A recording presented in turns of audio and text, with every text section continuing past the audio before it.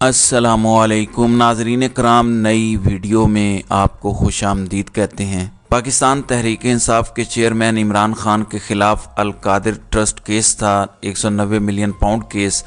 साथ ही इसके दूसरा मुकदमा है तोशा खाना का। इन दोनों नैब के मुकदमात में इमरान खान को बाकायदा गिरफ़्तार कर लिया गया है। जेल में ही ये गिरफ़्तारी अमल में लाई गई है। पहले वारंट गिरफ़्तारी जारी किए गए और फिर गिरफ़्तार किया गया।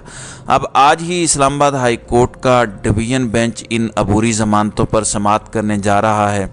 कैसे नैब की ये गिरफ़्तारी कलअदम होने जा रही है, इस गिरफ़्तारी की हैसियत नहीं है, इसकी तफसील मैं आपके साथ शेयर करूंगा।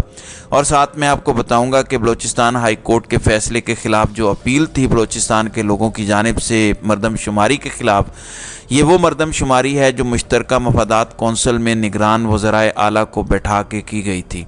इसमें इस बात का इंकशाफ हुआ है कि बलूचिस्तान के वज़ीर आला को ज़बरदस्ती लाया गया और उनको ज़बरदस्ती इस इजलास में बिठाया गया। बड़े सख्त सवालात सुप्रीम कोर्ट ऑफ पाकिस्तान में उठ चुके हैं और ये मामला बड़ा गंभीर होता जा रहा है। इसकी तफसील भी मैं आपके साथ शेयर करूँगा।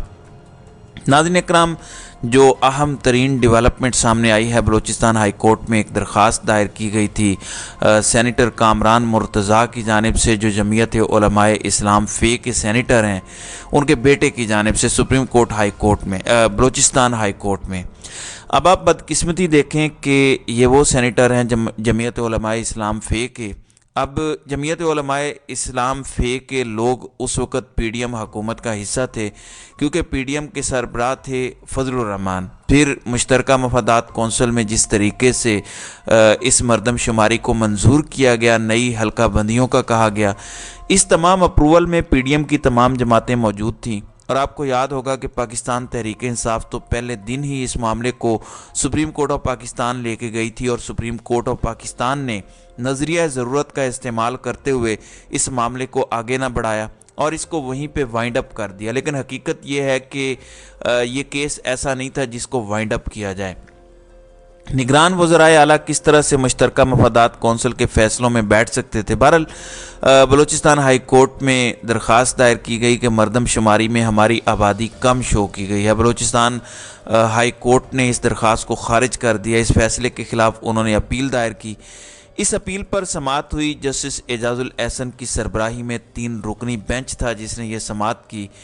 समाअत के दौरान सुप्रीम कोर्ट ने अटार्नी जनरल और एडवोकेट जनरल बलूचिस्तान को नोटिस जारी करते हुए कहा कि मरदमशुमारी का मामला किस आइनी शिक या कानून के तहत मुश्तरका मफादात कौंसिल में जाता है। जस्टिस एजाजुल एहसन ने यह सवाल उठा दिया है कि किस कानून के तहत और कानून की किस शिक के तहत मरदमशुमारी का मामला आप मुश्तरका मफादात कौंसिल में लेके गए। मरदमशुमारी से मुताल्लिक कानूनी मामलात पर अदालत की मुआवनत का हुक्म दिया गया है।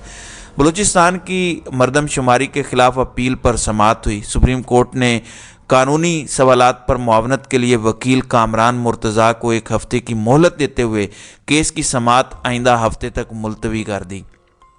दौरान समाअत जस्टिस एजाजुल एहसन ने वकील से पूछा कि बलूचिस्तान की आबादी 2017 की मरदमशुमारी के मुताबिक कितनी थी, जिस पर वकील कामरान मुर्तज़ा ने जवाब दिया कि बलूचिस्तान में अमन व अमान की ख़राब सूरत हाल की वजह से 2017 में मरदमशुमारी नहीं हुई। मौजूदा मरदमशुमारी में बलूचिस्तान की आबादी 1.25 करोड़ दिखाई गई है।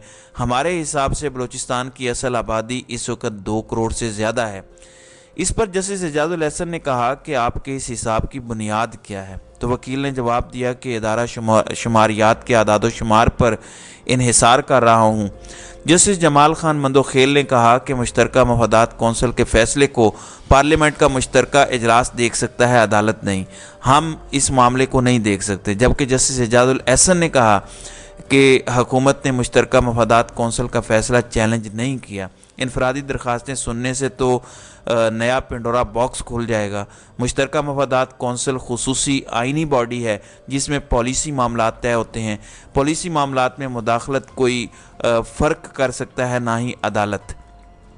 तो वकील कामरान मुर्तज़ा ने कहा कि मैं सूबे के शहरी की हैसियत से गलत मरदमशुमारी को चैलेंज करने का हकदार हूँ। आबादी के मुताबिक बलूचिस्तान के 10 नशिस्तें قومی اسمبلی میں بڑھنی چاہیے۔ مشترکہ مفادات کونسل کا اجلاس اسمبلیوں کے تحلیل کے بعد ہوا۔ یہ بطور سینیٹر مردم شماری کا معاملہ ایوان بالا میں بھی اٹھایا تھا۔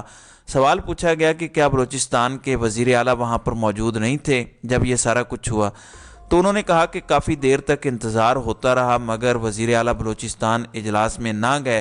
پھر ان کو زبردستی اجلاس میں مشترکہ مفادات کونسل کے لایا گیا۔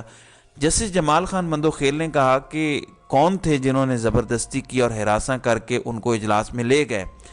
اس پر پھر سینیٹر کامران مرتضیٰ خود بطور وکیل پیش ہوئے اپنے بیٹے کی پٹیشن پر، تو وہ خاموش ہو گئے۔ تو عدالت نے کہا کہ اس میں کچھ آئینی سوالات ہیں، آپ اس کی تیاری کر لیں، تیاری کر کے آپ پیش ہوں تاکہ عدالت میں چیزوں کو قانون کے مطابق ہم دیکھ سکیں۔ ساتھ ہی اٹارنی جنرل آف پاکستان کو بھی معاونت کے لیے سپریم کورٹ آف پاکستان نے طلب کر لیا، ایڈوکیٹ جنرل کو بھی معاونت کے لیے طلب کر لیا، ایڈوکیٹ جنرل خیبر پختونخوا کو۔ دوسری جانب آپ جانتے ہیں کہ جسٹس عامر فاروق کے بینچ میں ایک کیس تھا عمران خان کے، دونوں جو نیب کیسز ہیں، ایک توشہ خانہ اور ایک 190 ملین پاؤنڈ سکینڈل کیس، ان دونوں میں عبوری ضمانتیں خارج ہوئی تھیں۔ عبوری ضمانتوں کے خارج ہونے کے فیصلوں کو اسلام آباد ہائی کورٹ میں چیلنج کیا گیا تھا۔ اس سے پہلے دہشت گردی اور سیشن عدالتوں کے فیصلوں کو، جو عبوری ضمانتیں خارج ہونے کے فیصلے تھے، انہیں دو ججز نے اسی بینچ نے عامر فاروق کے ساتھ جو طارق جہانگیری صاحب ہیں، انہوں نے کالعدم قرار دے کے عبوری ضمانتیں بحال کر دی تھیں۔ جب نیب کے دو کیسز گئے تو چونکہ رول آف کانٹینسی تھا، اس بینچ نے پہلے فیصلہ دے دیا تھا، پہلے تو وہ کیس پینڈنگ رہا، بابر ستار اس بینچ کے حصہ بنے رہے، تو وہ بینچ سے الگ ہو گئے۔ طارق جہانگیری 1 مہینے کی چھٹیوں پہ تھے اور یہ معاملہ لٹکا رہا۔ پھر 7 نومبر کو سماعت ہوئی، تو 7 نومبر کی سماعت پہ عدالت نے نیب کے کہنے پر اس سماعت کو ملتوی کر دیا، لیکن انٹرم آرڈر یا انٹرم ریلیف نہ دیا کہ آیا اس کو روکنا ہے یا نہیں روکنا، یا اس معاملے کو کس طرف لے کے جانا ہے۔ چونکہ جب آپ پہلے 9 عبوری ضمانتیں بحال کر چکے ہیں، تو یہ بھی تو دونوں عبوری ضمانتیں تھیں، ان کو بھی بحال کرنا بنتا تھا، مگر انہوں نے پینڈنگ رکھا۔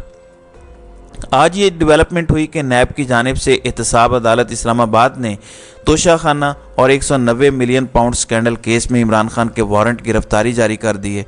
نیب نے اپروچ کیا، نیب نے درخواست دائر کی وارنٹ گرفتاری لینے کے لیے، جس کو عدالت کے جج محمد بشیر نے منظور کیا۔ احتساب عدالت میں نیب کی جانب سے عمران خان کے وارنٹ گرفتاری کی تعمیل کے لیے درخواست دائر کی گئی تھی۔ احتساب عدالت نے جیل سپرنٹینڈنٹ کو وارنٹ کی تعمیل کے لیے قانون کے مطابق اقدامات کا حکم دیا۔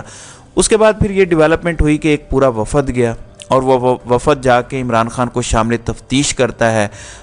نیب راولپنڈی کی ٹیم اڈیالہ جیل پہنچی اور اس میں اسسٹنٹ ڈائریکٹر آصف اور وقار الحسن شامل تھے۔ 2 گاڑیوں پہ یہ گئے، انہوں نے وہاں پہ عمران خان سے پوچھ گچھ کی، اور آپ جانتے ہیں کہ عمران خان نے تو سوالوں کا جواب وہ پہلے کسی پولیس DIT کو نہیں دیا، تو ان کو کیا جواب دینا تھا۔ بہرحال ان کا ایک موقف ہے کہ میرے وکلاء موجود ہوں گے تو تب ہی میں آپ کو کسی سوال کا جواب دوں گا، لیکن یہ ان کو قانونی طور پر گرفتار کرنے گئے تھے ان مقدمات میں۔ اب ان کو پتہ ہے سپریم کورٹ آف پاکستان سے ضمانت ہو جانی ہے، اور اب میرے خیال میں سپریم کورٹ آف پاکستان کو سائفر مقدمے میں قاضی فائز عیسیٰ کو درخواست ضمانت سماعت کے لیے مقرر کر دینی چاہیے۔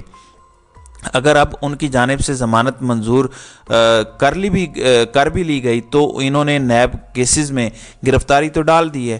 اب چونکہ 14 نومبر کو سماعت ہونے جا رہی ہے ان عبوری ضمانتوں پر جو پہلے سے اسلام آباد ہائی کورٹ میں پینڈنگ تھی، اسلام آباد ہائی کورٹ نے رپورٹ مانگی تو نیب نے کہا کہ ہم نے ابھی تک گرفتار نہیں کیا۔ جب تک گرفتار نہیں کیا گیا تھا اور اسلام آباد ہائی کورٹ میں وہ معاملہ پینڈنگ تھا، تو پینڈنسی کے دوران انہوں نے عمران خان کو ان دونوں کیسز میں جو گرفتار کیا ہے، اگر 1% بھی عدالتیں قانون کے مطابق دیکھنے لگ جائیں تو یہ معاملہ نیب کے گلے پڑنے جا رہا ہے، چونکہ نیب نے اسلام آباد ہائی کورٹ میں بیان دے کر اسلام آباد ہائی کورٹ میں رپورٹ جمع کروا کے اور یہ بتا کے کہ ہم نے ان مقدمات میں گرفتار نہیں کیا، اور پھر عدالت ان کو کہے کہ آپ تیاری کر کے آئیں، اور وہ تیاری کی بجائے گرفتاری ڈال کے لے آئیں، تو یہ معاملہ اتنی جلدی نہ نیب اس کو ہڑپ کر سکتا ہے اور نہ ہی ہماری عدالتیں اس معاملے سے پیچھے ہٹ سکتی ہیں۔ اب آج اہم سماعت ہونے جا رہی ہے ایک تو سائفر مقدمے میں عمران خان کی جیل سماعت ہے، دوسری جانب سائفر مقدمے میں جیل ٹرائل کے خلاف اور جج کی تعیناتی کے خلاف اسلام آباد ہائی کورٹ میں آج فائنل بحث ہے۔ اٹارنی جنرل آف پاکستان نے اس میں پیش ہونا ہے۔ پھر طارق جہانگیری اور عامر فاروق کے بینچ میں نیب اور توشہ خانہ کی درخواست ضمانت ہے۔ اب وہاں اگر نیب کہتا ہے کہ ہم نے کل گرفتار کیا ہے تو جو شخص 5 اگست سے گرفتار ہے اور 14 نومبر تک نیب انتظار کرتی ہے، گرفتار نہیں کرتی، اور اب آ کے گرفتار کرتی ہے، اس کے باوجود اگر ہماری عدالتیں خاموش رہتی ہیں، مجھے یہ لگتا ہے کہ آج اس نیب کی گرفتاری کو بھی جو پہلے سپریم کورٹ آف پاکستان نے غیر قانونی قرار دیا تھا، اب یہ نیب کی گرفتاری غیر قانونی ہونے جا رہی ہے آج اسلام آباد ہائی کورٹ سے۔ اب جو بھی تفصیلات آگے آئیں گی انشاءاللہ اس پر اگلی ویڈیو میں بات کریں گے۔ تو ناظرین اکرام، آپ کی اس ویڈیو کے حوالے سے کیا رائے ہے؟ آپ اپنی رائے کا اظہار کامنٹ سیکشن میں ضرور کیجیے گا۔